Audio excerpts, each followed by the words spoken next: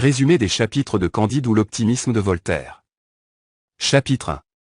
Candide est un jeune homme crédule, qui vit dans le château du baron en Westphalie, et d'où il sera rapidement chassé pour le baiser échangé avec sa cousine Cunégonde. Chapitre 2.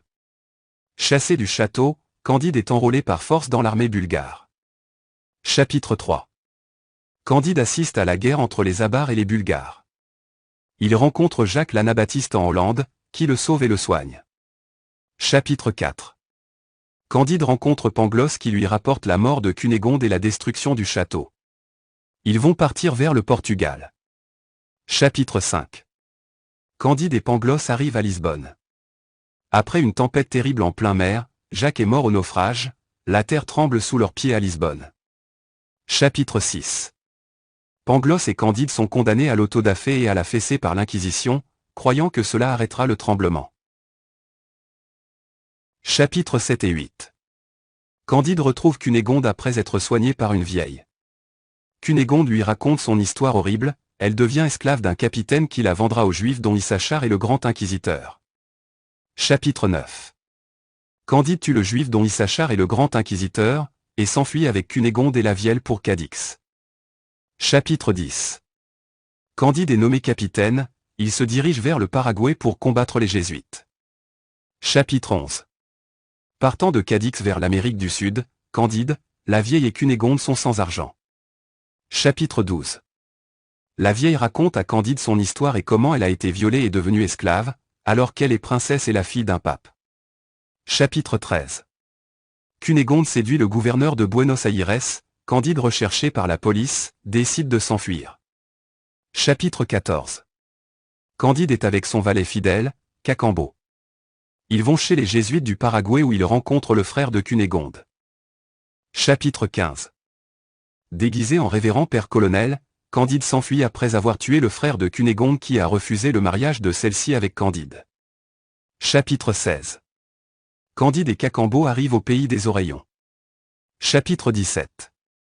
Candide et Cacambo se retrouvent dans la province de l'Eldorado, un lieu merveilleux de richesse et de bonheur. Chapitre 18. Après un séjour d'un mois, Candide décide de quitter l'Eldorado avec des richesses pour chercher Cunégonde. Chapitre 19. En route vers la Guyane, Candide apprend que Cunégonde est devenue une amante de Monseigneur, il envoie Cacambo pour la racheter tandis qu'il rencontre un savant pessimiste, Martin. Il rencontre le nègre de Suriname. Chapitre 20. Candide et Martin s'embarquent pour Bordeaux et assistent au naufrage du patron qui les avait volés. Chapitre 21. Candide et son ami s'approchent des côtes françaises. Chapitre 22. À Bordeaux, Candide attrape une maladie mais guérit vite. Les deux hommes profitent de la vie parisienne. Ils seront arrêtés puis libérés grâce à des diamants. Chapitre 23. Ils s'embarquent pour l'Angleterre et assistent à l'exécution de l'amiral Byng à Portsmouth, ils se dirigent ensuite vers Venise. Chapitre 24. À Venise, Candide retrouve Paquette et le frère Giroflée. Chapitre 25. Candide discute avec un sénateur désabusé nommé Pococurante. Chapitre 26. Candide retrouve Cacambo pendant un dîner, avec les 6 rois détrônés. Cacambo l'informe que Cunégonde est à Constantinople. Chapitre 27. Candide part pour Constantinople et retrouve Pangloss et le frère de Cunégonde à bord de la galère. Chapitre 28. Le frère de Cunégonde et Pangloss racontent leurs mésaventures. Chapitre 29. Candide retrouve Cunégonde accompagnée de la Vieille. Chapitre 30. Candide et Martin se rendent chez le derviche turc, un sage ermite. Le derviche exprime son mépris pour les richesses et explique que les hommes se font souvent du mal les uns aux autres. Candide épouse Cunégonde malgré sa laideur. Le frère de Cunégonde est renvoyé à Rome et Candide achète une métairie où ils décident ensemble de cultiver leur jardin.